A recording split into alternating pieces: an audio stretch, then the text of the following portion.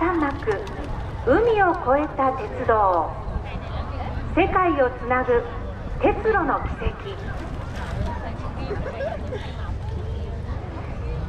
今から142年前、日本海側で初めて鉄道が敷かれたのはここ敦賀でした。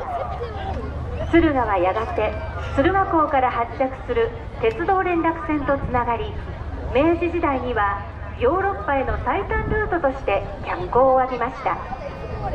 最盛期にはなんとたった1枚の切符で東京から敦賀、そして奥州まで行けたのです。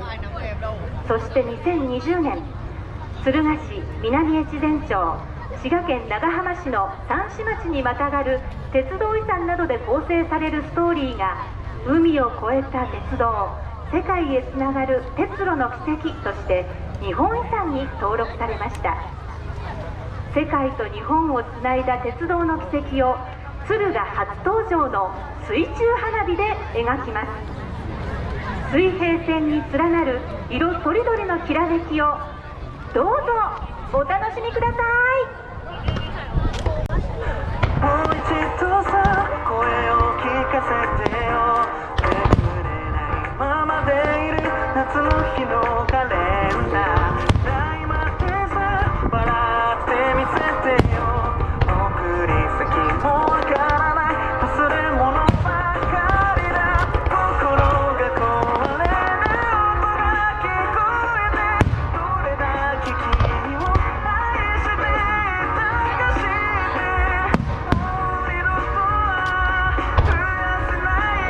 思い出を抱いて生きて Day by day